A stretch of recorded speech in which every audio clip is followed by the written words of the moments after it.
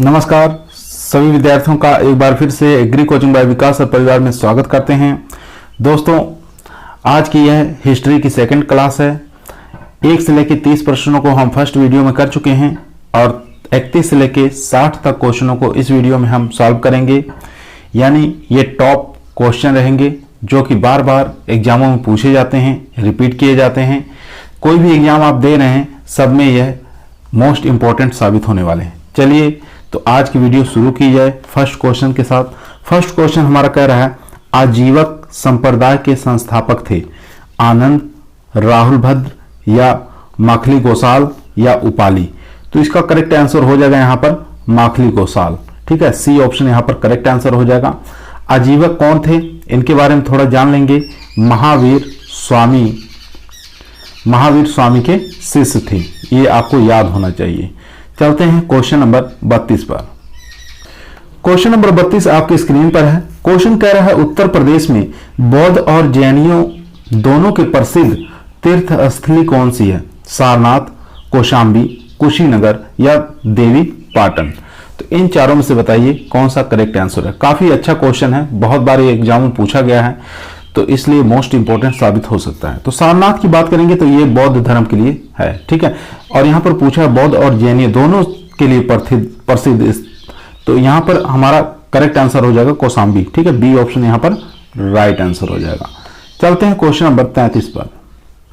Question number 33 अपनी screen पर देखेंगे। क्वेश्चन नंबर कह रहा है, निम्नलिखित में से कौन सा क्षेत्र अशोक के साम्राज्य में सम्मिलित नहीं था?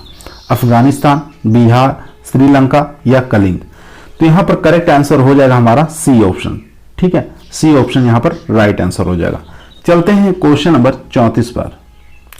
क्वेश्चन नंबर देखेंगे 34 नंबर क्वेश्चन कर रहा है, अशोक के शासनकाल में बौद्ध सभा किस नगर में आयोजित की गई थी? मगध में, पाटलिपुत्र में, बोधगया या राजगृह। तो यहां पर करेक्ट आंसर हो जाएगा हमारा बी ऑप्शन, पाटलिपुत्र में। ठीक है, बी ऑप्शन यहां पर राइट आंसर। चलते हैं क्वेश्चन नंबर 35 पर। क्वेश्चन नंबर 35 आपके स्क्रीन पर है। क्वेश्चन कह रहा है, निम्नलिखित में से किसे सर्वश्रेष्ठ स्तूप मानते हैं? अमरावती को, भरूच को, सांची को या सारनाथ को। तो यहां पर करेक्ट आंसर हो जाएगा सांची को सर्वश्रेष्ठ स्तूप माना जाता है। सी ऑप्शन राइट आंसर हो जाएगा। सांची कहां पर है ये याद रखेंगे, मध्य प्रदेश में। ठीक है, भरूच को किसने बनाया था? तो यहां पे आपको याद रखना है पुष्यमित्र। ठीक है, पुष्यमित्र शुंग, इनके द्वारा भरूच बनाया गया था। और सारनाथ, ये यहां पर महात्मा बुद्ध जो है प्रथम उपदेश दिए थे, याद रखेंगे। चलते हैं क्वेश्चन नंबर 36 पर। क्वेश्चन नंबर देखेंगे 36 नंबर क्वेश्चन कह रहा है, ब्राह्मी लिपि को सर्वप्रथम किसने पढ़ा था? ठीक है, तो किसके द्वारा सर्वप्रथम इसको पढ़ा गया था? तो इसका करेक्ट आंसर हो जाएगा जेम्स प्रिंसेप। ठीक है, डी ऑप्शन यहां पर हमारा करेक्ट आंसर हो जाएगा। सन भी आपको याद रखना है, सन हो जाएगा 1837 में इन्हीं के द्वारा पढ़ा गया था। और खोजा किसने था सबसे पहले? तो ये भी आपको याद रखना है, टी फैनथेलर ने। ठीक है, इनके द्वारा खोज की गई थी कब? 1750 के अंदर। और ये दो प्रकार की भाषाओं से, एक प्राकृत याद रखेंगे, प्राकृत प्लस ब्राह्मी, इन दोनों भाषाओं में मिक्स है। चलते हैं क्वेश्चन नंबर 37 पर। क्वेश्चन नंबर देखेंगे 37, अशोक का अपने शिलालेखों में सामान्यतः जिस नाम से उल्लेख हुआ है वह है चक्रवर्ती, धर्मदेव, धर्मकृति या प्रियदर्शी। तो यहां पर करेक्ट आंसर हो जाएगा हमारा डी ऑप्शन, प्रियदर्शी। ठीक है, और आमतौर पर देखने को मिलता है देव नाम प्रियदर्शी। ठीक है, तो याद रखेंगे दोनों ही वर्ड। चलते हैं क्वेश्चन नंबर 38 पर। क्वेश्चन नंबर देखेंगे 39 नंबर क्वेश्चन कह रहा है, केवल वह स्तंभ जिसमें अशोक ने स्वयं को मगध का सम्राट बताया है, मास्की का लघु स्तंभ या रोमिनदेव स्तंभ, क्वीन स्तंभ या भाब्रू स्तंभ। तो यहां पर करेक्ट आंसर हो जाएगा भाब्रू स्तंभ। ठीक है, भाब्रू स्तंभ जिसमें अशोक ने स्वयं को मगध का सम्राट बताया। डी ऑप्शन यहां पर राइट आंसर हो जाएगा। किस राज्य में है स्थित है ये भी आपको याद रखना है, राजस्थान के अंदर। चलते हैं क्वेश्चन नंबर 40 पर। क्वेश्चन नंबर देखेंगे 40, निम्नलिखित में से किस दक्षिण राज्य का उल्लेख अशोक के अभिलेखों में नहीं मिलता है। यहां पर नहीं शब्द आया है। ए चोल, पांड्य, सत्यपुत्र या सातवाहन। तो यहां पर देखेंगे चेर का मिलता है, चोल का मिलता है, ठीक है, पांड्य का मिलता है और सत्यपुत्र का मिलता है, सत्यपुत्र का मिलता है और केरल पुत्र का मिलता है, ठीक है, इन सब का मिलता है। इनको संगम राज्य के नाम से भी जाना जाता है, सेकंड संगम राज्य के नाम से जाना जाता है। चलते हैं, तो यहां पर हमारा जो करेक्ट आंसर हो जाएगा यहां पर सातवाहन, ठीक है, तो यहां पर डी ऑप्शन हमारा करेक्ट आंसर हो जाएगा। चलते हैं क्वेश्चन नंबर 41 पर। क्वेश्चन नंबर देखेंगे 41, बहुत ही अच्छा लाजवाब क्वेश्चन है। क्वेश्चन कह रहा है भारत का नेपोलियन किसे कहा जाता है? समुद्रगुप्त मौर्य, चंद्रगुप्त द्वितीय, विक्रमादित्य या अशोक महान को या समुद्रगुप्त को कहा जाता है? तो इसमें करेक्ट आंसर हो जाएगा समुद्रगुप्त को भारत का नेपोलियन कहा जाता है। डी ऑप्शन यहां पर हमारा राइट आंसर हो जाएगा। समुद्रगुप्त के बारे में बात करें, इनका जन्म कब हुआ, जन्म किस जगह हुआ? तो इंद्रप्रस्थ, ठीक है, इंद्रप्रस्थ में इनका जन्म हुआ। मृत्यु की बात करें तो मृत्यु कहां पर हुई? तो पाटलिपुत्र में, पाटलिपुत्र में इनकी मृत्यु हुई, ठीक है, पाटलिपुत्र में इनकी मृत्यु हुई, किनकी? समुद्रगुप्त की। और राजगद्दी पर कब से कब बैठे थे? तो ये भी आपको याद रखना है, 335 से लेके 380, ठीक है, इस समय ये गद्दी पर रहे। इनके कुछ उपनाम भी हैं, जैसे कि कविराज के नाम से लिच्छवी, घैत्री, चंद्र प्रकाश या घरणी वध के नाम से भी जाना जाता है। चलते हैं क्वेश्चन नंबर 42 पर। क्वेश्चन नंबर देखेंगे 42 नंबर क्वेश्चन कह रहा है निम्नलिखित में से किस गुप्त राजा का एक अन्य नाम देवगुप्त था? ठीक है, काफी अच्छा इंपॉर्टेंट क्वेश्चन है। समुद्रगुप्त, चंद्रगुप्त द्वितीय, कुमारगुप्त या उपरोक्त में से कोई नहीं? तो यहां पर करेक्ट आंसर हो जाएगा हमारा बी ऑप्शन, चंद्रगुप्त द्वितीय, ठीक है, बी ऑप्शन यहां पर राइट आंसर हो जाएगा। इन्हीं को हम विक्रमादित्य के नाम से जानते हैं, ठीक है, विक्रमादित्य। महाराजाधिराज के नाम से भी इन्हीं को जाना जाता है। परम भट्टारक के नाम से भी जाना जाता है, परम भागवत के नाम से भी जाना जाता है। तो ये सब नामें आप याद रखेंगे। चलते हैं क्वेश्चन नंबर 43 पर। क्वेश्चन नंबर देखेंगे 43, बहुत ही अच्छा क्वेश्चन है। इलाहाबाद स्तंभ अभिलेख निम्नलिखित में से किस एक से संबंध है? महापदानंद या चंद्रगुप्त मौर्य, अशोक या समुद्रगुप्त? तो यहां पर करेक्ट आंसर हो जाएगा समुद्रगुप्त, ठीक है, डी ऑप्शन यहां पर राइट आंसर हो जाएगा। इसी को हम क्या कहते हैं? प्रयाग प्रशस्ति लेख, ठीक है, इस नाम से भी जानते हैं। और भाषा कौन सी थी, किस भाषा में लिखा गया है? तो याद रखेंगे संस्कृत। लिखा कौन था? ठीक है, हरिशेख, हरिशेख। इसमें मदद किसने की थी? वसुबंधु ने इनकी मदद की थी, ठीक है, ये भी दरबारी थे। चलते हैं क्वेश्चन नंबर 44 पर। क्वेश्चन नंबर देखेंगे 44 नंबर क्वेश्चन कह रहा है शक विजेता किसे जाना जाता है? चंद्रगुप्त प्रथम, समुद्रगुप्त, चंद्रगुप्त द्वितीय या कुमारगुप्त? तो यहां पर करेक्ट आंसर हो जाएगा यहां पर सी ऑप्शन, ठीक है, चंद्रगुप्त सेकंड को क्या कहा जाता है? शक विजेता कहा जाता है, सकारी के नाम से भी जाना जाता है, ठीक है। चलते हैं क्वेश्चन नंबर 45 पर। क्वेश्चन नंबर देखेंगे 45 नंबर क्वेश्चन कह रहा है निम्नलिखित में से किसे गुप्त शासक ने सर्वप्रथम सिक्के जारी किए? ठीक है, आपको बताना है कि निम्नलिखित में से किसी गुप्त शासक ने, कौन सा ऐसा गुप्त शासक था जिसने सर्वप्रथम सिक्के जारी किए थे? चंद्रगुप्त प्रथम या घटोत्कच, समुद्रगुप्त ने या श्रीगुप्त ने? तो इसका करेक्ट आंसर हो जाएगा यहाँ पर चंद्रगुप्त प्रथम ने, ए ऑप्शन यहाँ पर राइट आंसर हो जाएगा। गद्दी पर कब बैठा? 319 एडी से लेकर ये 335 एडी पर ये गद्दी पर रहा, ठीक है। तो याद रखेंगे, ये भी चीज काफी बार एग्जाम में पूछा जाता है। तो किस लिए इन्होंने सिक्के जारी किए थे? अपनी पत्नी के लिए इन्होंने सिक्के जारी किए थे। उनकी पत्नी का क्या नाम था? तो कुमार देवी उनकी पत्नी का नाम था। और उनके एक बेटे थे, बेटे का क्या नाम था? समुद्रगुप्त, ठीक है, समुद्रगुप्त। ये कुमार देवी यानी कि चंद्रगुप्त के बेटे समुद्रगुप्त थे, याद रखेंगे। चलते हैं क्वेश्चन नंबर 46 पर। क्वेश्चन नंबर देखेंगे 46 नंबर क्वेश्चन कर रहा है सती प्रथा का प्रथम अभिलेख साक्ष्य प्राप्त हुआ है? एरंड से, जूनागढ़ से, मंदसौर से या सांची से? तो इसका करेक्ट आंसर हो जाएगा यहाँ से एरंड से। ए ऑप्शन हमारा करेक्ट आंसर हो जाएगा। किस भाषा में? संस्कृत भाषा में। ये भी आपको याद रखेंगे, ठीक है। चलते हैं क्वेश्चन नंबर 47 पर। क्वेश्चन नंबर देखेंगे 47 नंबर क्वेश्चन कह रहा है हर्षचरित्र नामक पुस्तक किसने लिखी? आर्यभट्ट ने, बाणभट्ट ने या विष्णुगुप्त ने या परिमल गुप्त ने? तो इसका करेक्ट आंसर हो जाएगा यहाँ पर बी ऑप्शन, बाणभट्ट के द्वारा हर्षचरित्र नामक पुस्तक लिखी गई थी। याद रखेंगे किस भाषा में लिखी गई थी? तो संस्कृत भाषा में लिखी गई थी। याद रखेंगे कितने भाग हैं? 8 भाग हैं इसके, ठीक है। और उस 8 भाग को हम क्या कहते हैं? उस 8 भाग को उच्छ्वास के नाम से जानते हैं। याद रखेंगे। चलते हैं क्वेश्चन नंबर 48 पर।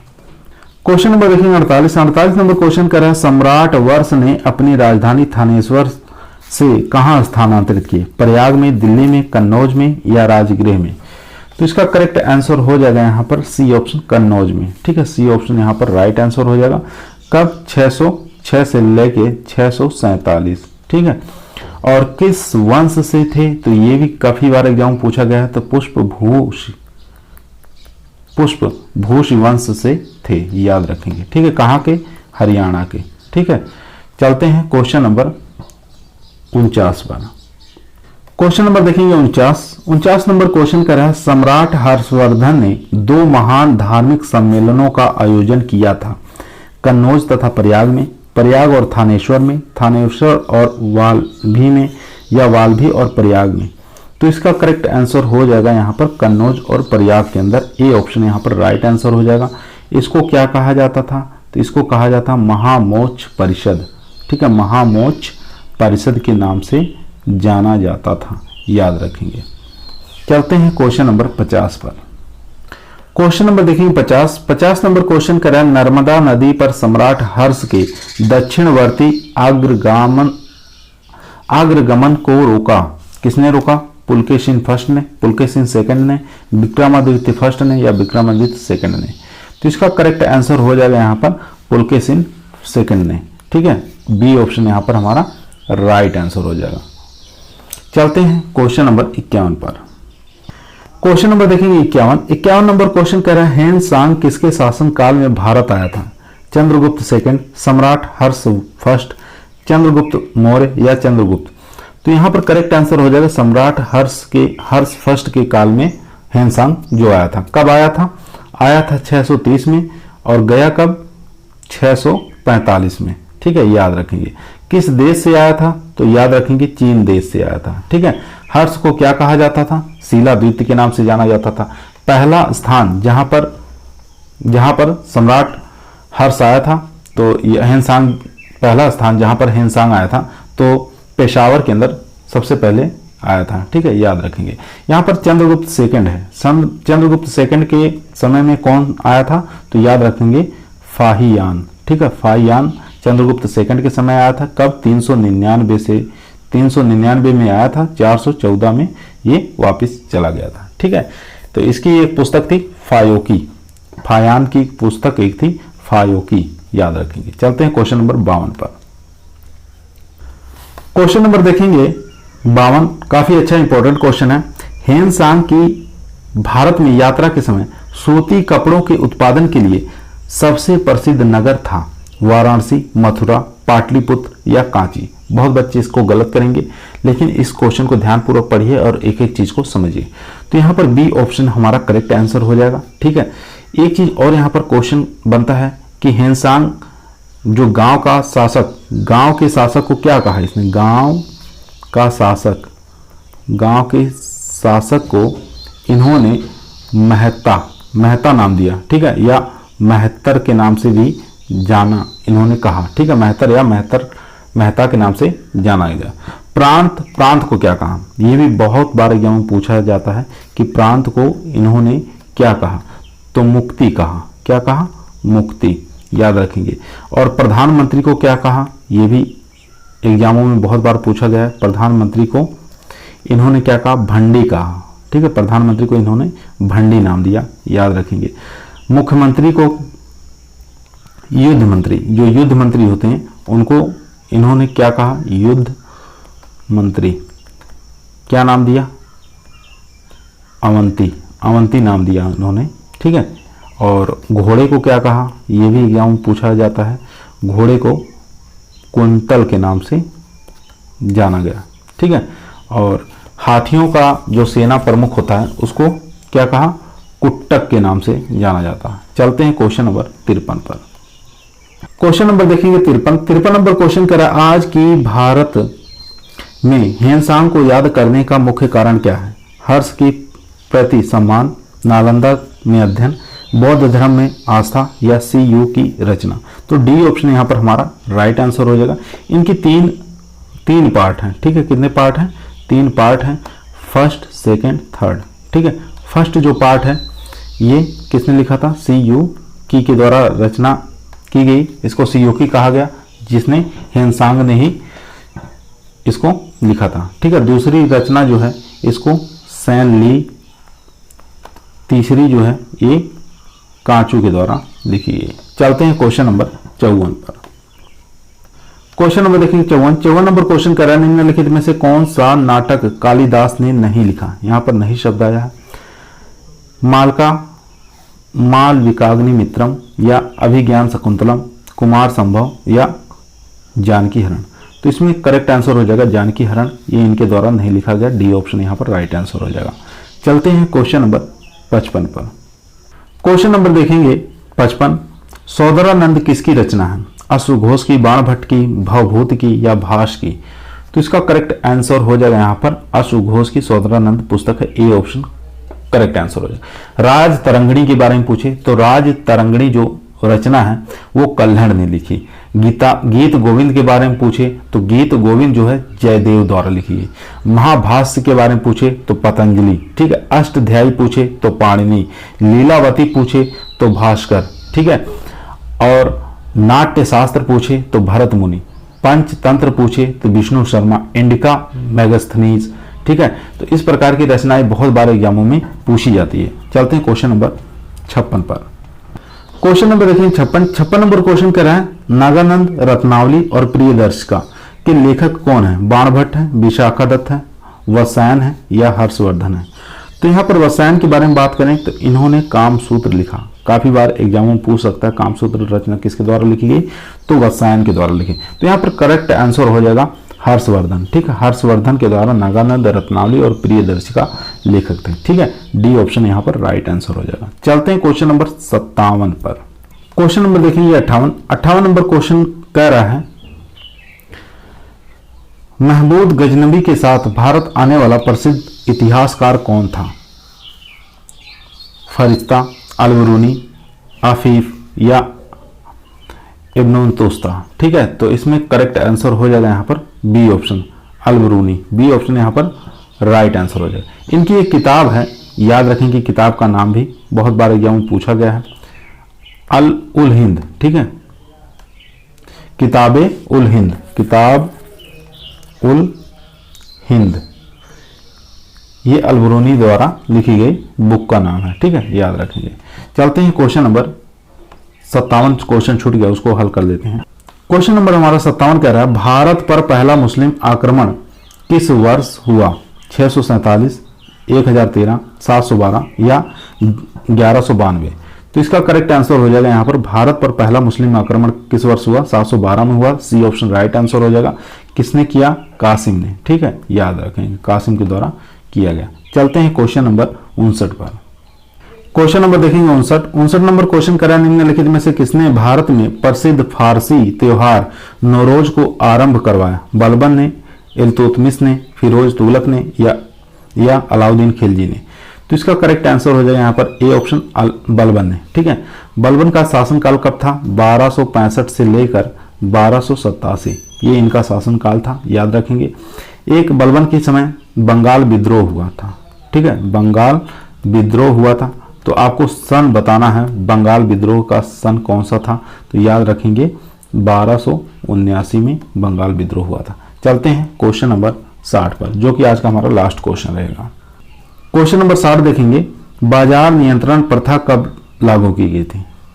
ठीक है, बाजार नियंत्रण प्रथा लागू की थी, किसने लागू की थी ये आपको बताना है। गयासुद्दीन तुगलक, जलालुद्दीन खिलजी, या अलाउद्दीन खिलजी, या बलबन ने? तो काफी अच्छा इंपॉर्टेंट क्वेश्चन है। तो बाजार नियंत्रण प्रथा जो लागू की गई थी, किसके द्वारा लागू की थी? अलाउद्दीन खिलजी, यानी सी ऑप्शन यहाँ पर राइट आंसर हो जाएगा, याद रखेंगे। ठीक है, आज का वीडियो यहीं हमारा समाप्त हुआ, सेकंड पार्ट था। कल फिर मुलाकात करते हैं तीसरा पार्ट लेकर। अगर आप लोगों को वीडियो अच्छी लगी हो तो लाइक करिए, दोस्तों में शेयर करिए और सब्सक्राइब करना ना भूलिए। सभी लोगों को धन्यवाद।